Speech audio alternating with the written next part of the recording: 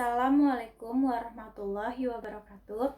Saya Firdaus Tasya menjawab soal UAS melalui video ini dengan mata kuliah Bahasa Sastra dan Media. 1. Bagaimana hubungan antara bahasa, sastra, dan media? Nah, bahasa adalah alat yang digunakan untuk berkomunikasi dalam sehari-hari. Jadi, dengan adanya bahasa kita bisa berinteraksi langsung.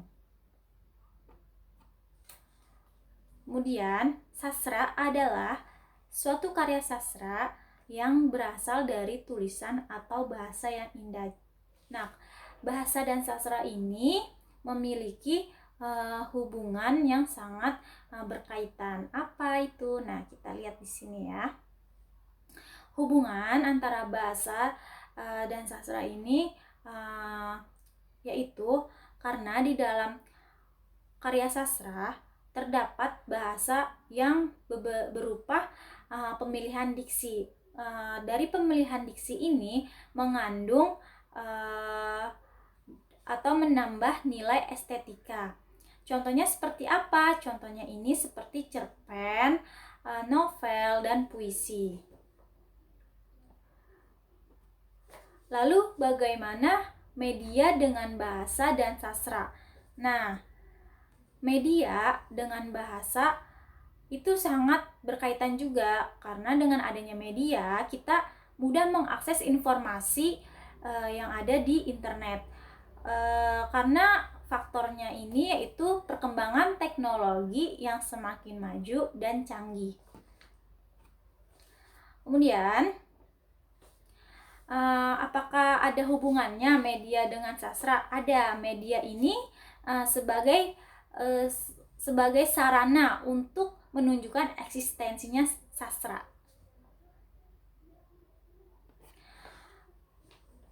Nomor 2, bagaimana bahasa dipandang secara sinkronis dan diakronis?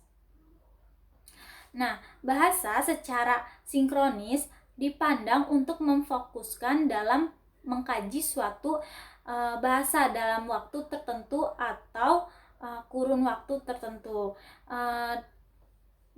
Secara sinkronis juga nih berfokus dengan perubahan kaidah gramatikal. Bahasa secara diakronis ini dipandang untuk pengkajian bahasa dari masa ke masa. Apakah ada batasannya pengkajian bahasanya itu sendiri? Mungkin dari pengkajiannya itu tidak ada masanya. Ketiga, bagaimana maksud dari sastra lokal, sastra nasional, dan sastra internasional? Nah, sastra lokal ini adalah sastra yang hanya ada dalam wilayah tertentu dalam sebuah negara.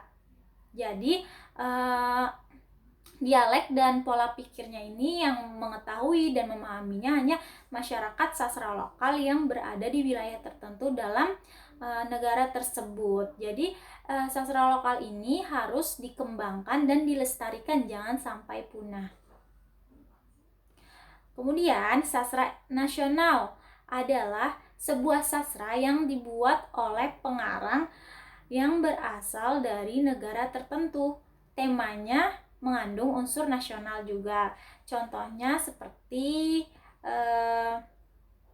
Chairil Anwar, karena puisi-puisinya atau karya-karyanya ini mengandung unsur nasional. Jadi karyanya ini banyak sekali yang diapresiasikan oleh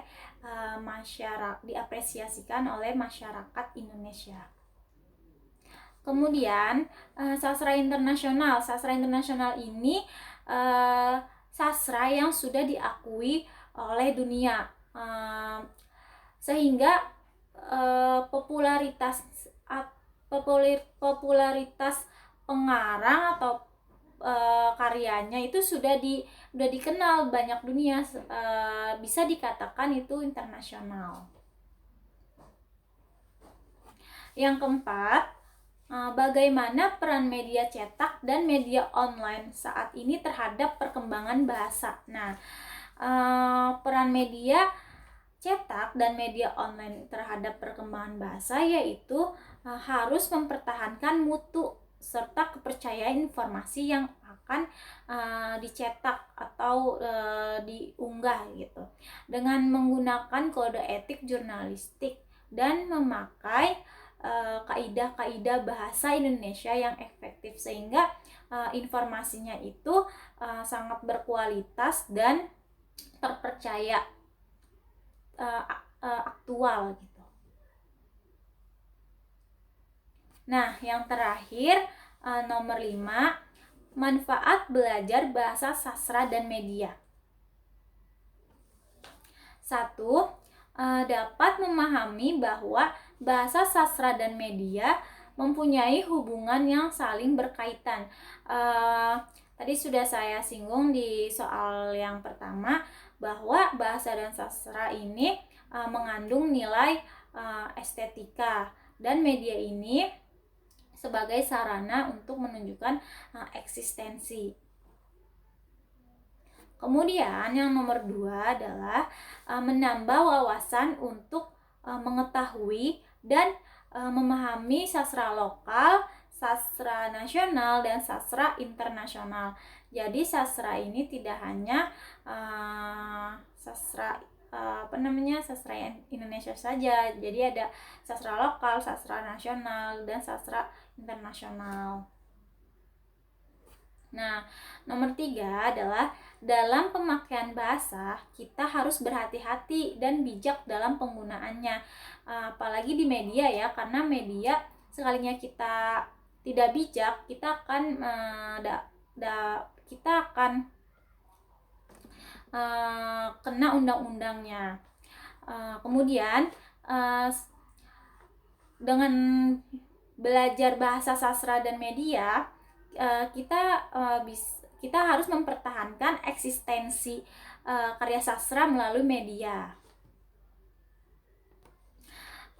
Yang nomor 4 atau yang terakhir ya, dapat mengetahui dan memahami peran penting media cetak maupun online dalam perkembangan bahasa.